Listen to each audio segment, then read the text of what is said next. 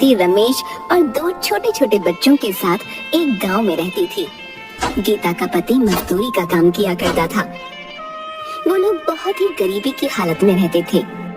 बहुत मुश्किल से 2 वक्त का खाना मिल पाता था। उसके अलावा किसी चीज पर खर्च करने के लिए उनके पास पैसे नहीं थे। रमेश की माँ भी काफी बूढ़ी और बीमार थी। उनकी जिंदगी इसी तरह चल रही थी कि अचानक एक दिन रमेश को काफी तेज बुखार आता है और सही इलाज न मिल पाने के कारण उसकी मृत्यु हो जाती है। गीता के पति का एक छोटा भाई राजू भी था, जो बहुत चालाक किस्म का आदमी था। भाई की मृत्यु के बाद वो थोड़े दिन उसके परिवार और माँ की सेवा का नाटक करता है। कुछ दिनों में अपनी माँ को उल्लू बनाकर खेती बाड़ी की सारी जमीन अपने नाम लिखवा लेता है।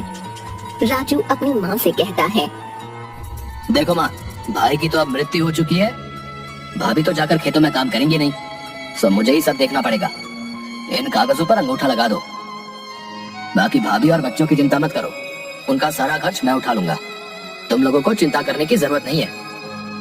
बूढ़ी माँ राजू की बातों में आकर अंगूठा लगा देती है, पर राजू बहुत मक्कार निकलता है। 2-4 दिनों में वो जमीन को औने पौने दाम में बेचकर गांव से फरार हो जाता है। कैसा कपूत पैदा किया मैंने, जो अपने ही घर को बर्बाद करके भाग गया। अब हम लोग क्या करेंगे? गीता पर तो दुखों का पहाड़ टूट पड़ा। वो सोचने लगती है, मैंने तो आज तक कोई काम नहीं किया, कभी घर से बाहर नहीं निकली। मैं इन 2 छोटे बच्चों को और अपनी बूढ़ी सास का कैसे ख्याल रखूंगी? भगवान ने हमारे साथ बहुत अन्याय किया। घर का एकमात्र सहारा हमसे छीन लिया।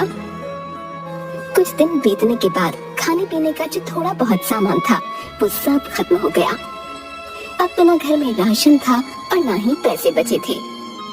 गीता अपनी सास से कहती है, माँ जी, जो भी पैसे जुड़े हुए थे वो सब खत्म हो गए हैं। कुछ दिन तो कट गए, पर अब आगे का कुछ सोचना पड़ेगा। आस पड़ोस के लोग कुछ दिन तो उन लोगों की मदद करते हैं, पर धीरे धीरे सब लोग उन्हें उनके हाल पर छोड़ देते हैं। गीता अपनी बेटी से कहती है, बेटी, अब बस केवल थोड़े से दाल और चावल ही बचे हैं। आज का ही खाना बन पाएगा, कल से मुझे कुछ काम ढूंढने जाना पड़ेगा। मैं बहुत चिंतित हूँ कि तुम लोगों को अकेला छोड़कर मैं काम पर कैसे जाऊंगी। माँ जी भी तो बीमार रहती हैं, उन्हें किसके भरोसे छोड़कर जाऊं? आप चिंता बिल्कुल न करें, आप तो भगवान की इतनी पूजा करते हैं, वो जरूर आपकी मदद करेंगे। हाँ बेटी, अब भगवान ही हमारी मदद कर सकते हैं, तुम भी उनसे प्रार्थना करना। चलो अब खाना खा लो। बच्चों और सास को खाना खिला लेने के बाद केवल थोड़ा सा ही खाना उसके लिए बचा। गीता जैसे ही खाना खाने के लिए बैठी, तभी बाहर से आवाज आती है, क्या कोई घर पर है? इस भूखी बुढ़िया को भी खाना खिला दो। बूढ़ी अम्मा की आवाज सुनकर गीता तुरंत बाहर आती है और उन्हें बैठने के लिए कहती है। गीता ने अपने लिए जो थोड़े से दाल चावल रखे थे वो उस बुढ़िया को देने के लिए प्लेट में डालकर ले आती है। ये जो थोड़ा बहुत खाना है खा लो, मेरे पास आज केवल इतना ही भोजन है, आप इसे ग्रहण कर लें। बूढ़ी अम्मा खाना खाते खाते गीता से पूछने लगती हैं, क्या हुआ बेटी, उदास क्यों है? गीता उस बूढ़ी अम्मा को सारी कहानी बताते हुए कहती है कि किस तरह अचानक उसके पति की मृत्यु के बाद घर का सारा भार उसके ऊपर आ गया और कमाई का कोई जरिया नहीं है। आज तो राशन भी खत्म हो गया है। मुझे समझ नहीं आ रहा कि अपने छोटे छोटे बच्चों और बूढ़ी सास को छोड़कर कैसे बाहर काम पर जाऊं, और यदि काम नहीं किया तो इनके लिए खाना कहाँ से लाऊंगी? बूढ़ी अम्मा गीता की सारी बातें सुनकर उससे कहती है, तुमने ये जो दाल चावल बनाए थे इनमें बहुत ही स्वाद था। तुम्हारे हाथ में स्वाद है। घर के बाहर ही तुम दाल चावल का ठेला क्यों नहीं लगा लेती, जिससे तुम्हें घर छोड़कर कहीं जाना भी नहीं पड़ेगा और तुम्हारी कमाई का जरिया भी बन जाएगा। मैं तुम्हें एक नमक का पैकेट देती हूँ। ये एक जादुई नमक है, तुम अपने खाने में इसी पैकेट से नमक डालना, फिर देखना उस खाने का स्वाद। तुम्हारा सारा खाना हाथों हाथ बिक जाएगा और तुम्हें कभी पैसे की कोई परेशानी नहीं होगी। ये कहते हुए बूढ़ी अम्मा गीता को एक नमक का पैकेट देती हैं। आपका बहुत बहुत शुक्रिया अम्मा, आपने तो मेरी समस्या हल कर दी। अब मैं घर पर रहकर ही सब काम कर लिया करूंगी और और मुझे अपने बच्चों को छोड़कर कहीं दूर भी नहीं जाना पड़ेगा। तुम बहुत ही अच्छे दिल की औरत हो। तुम्हारे मन में लोगों के लिए दया भाव है और तुम लोगों की मदद करना चाहती हो। इसीलिए मैं तुम्हें ये जादुई नमक दे रही हूँ। ये तुम्हारी बहुत मदद करेगा। हाँ, ये याद रखना, ये पैकेट कभी भी खाली नहीं होगा। बस तुम इसे एक जगह संभाल कर रख देना और हमेशा खाने में नमक इसी में से डालना। भगवान तुम्हारा भला करेंगे। ये कहते हुए वो बूढ़ी अम्मा वहाँ से चली जाती है। गीता अगले ही दिन भगवान का नाम लेकर खाना बनाने का काम शुरू करती है। पहले दिन वो दाल चावल ही बनाती है और उसमें वही जादुई नमक डालती है। वो अपने आसपास के सभी घरों में कहलवा देती है कि आज से वो दाल चावल बनाकर बेचने का काम शुरू कर रही है। जिसे भी दाल चावल लेने हो वो उससे खरीद सकता है। पहले ही दिन कुछ लोग गीता से दाल चावल खरीद कर खाते हैं, तो उसके दाल चावल के स्वाद से वो लोग बहुत खुश होते हैं। गीता बहन, वाह क्या बात है। ये दाल चावल तो बहुत ही स्वादिष्ट है? हम भी रोज घर में दाल चावल बनाते हैं, परंतु ऐसा स्वाद तो कभी भी नहीं आया भाई। भाई ऐसे दाल चावल ना गुड्डू की माँ जो है 100 साल लगाकर भी नहीं बना पाएगी, बता रहा हूँ। स्वाद आ गया भाई सच में। गीता के बनाए दाल चावल धीरे धीरे पूरे गांव में मशहूर हो जाते हैं। पूरे गांव भर में उसके दाल चावल की तारीफ होने लगती है। उस जादुई नमक के स्वाद ने अपना जादू चला दिया और गीता के बनाए दाल चावल गांव भर में मशहूर हो गए। अब गीता जितना भी खाना बनाती वो हाथों हाथ बिक जाता। गीता की अच्छी खासी कमाई होने लगी और उसके पास पैसे भी जुड़ने लगे। गीता अपनी सास से कहती है, माँ जी, हमारे बनाए दाल चावल पूरे गांव भर में सबको पसंद आ रहे हैं और रोजाना ग्राहक बढ़ते ही जा रहे हैं। अब हमारे घर में पैसे की कोई कमी नहीं है। मैं सोच रही हूँ क्यों ना मैं अपने साथ काम करने के लिए एक नौकर को रख लूं और हम दाल चावल के साथ साथ सब्जी और रोटी भी बनाकर बेचेंगे, जिससे कि हमारी कमाई और बढ़ेगी। हाँ, क्यों नहीं बेटी, तुम इतने मन से और साफ सफाई से खाना बनाती हो तो खाने में तो स्वाद आएगा ही। तुम इसी तरह मेहनत करती रहो, भगवान तुम्हें सफलता देंगे। बस फिर क्या था, गीता अगले ही दिन से मुन्ना नाम के एक लड़के को अपने साथ काम करने के लिए रख लेती है।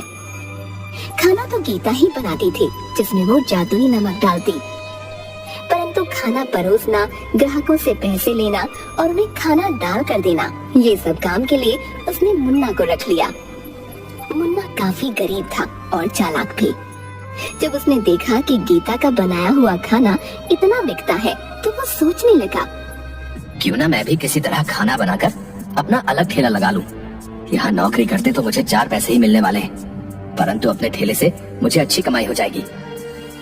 मुन्ना अपने दोस्त से कहता है, अरे यार, ये दिन भर की नौकरी करने के बाद मेरे हाथ में तो कुछ भी नहीं आता। इतनी कम तनख्वाह में भी भला गुजारा होता है क्या? है? मैं सोच रहा हूँ जब गीता औरत होकर इतना कमा सकती है तो मैं क्यों नहीं, मैं भी अलग ठेला लगा लूंगा। जब इस काम में इतनी कमाई है तो मैं अलग से ठेला लगाकर ज्यादा मुनाफा क्यों ना कमाऊं भाई। हैं? कब तक उस गीता का नौकर बना रहूंगा? पर भाई ठेला चलाने के लिए तुम्हें गीता जैसा स्वादिष्ट खाना भी तो बनाना होगा कि नहीं है? अभी तुम कुछ दिन उसे देख देख कर उसके जैसा खाना बनाना सीख लो, तभी नौकरी छोड़ना।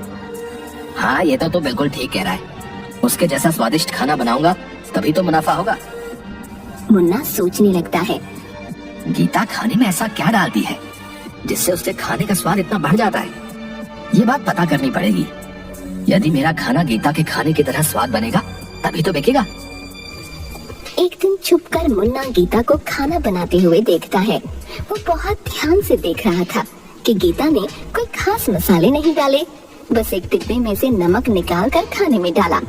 मुन्ना सोच में पड़ जाता है, बस केवल नमक मिलाने से खाने में इतना अनोखा स्वाद कैसे आ जाता है?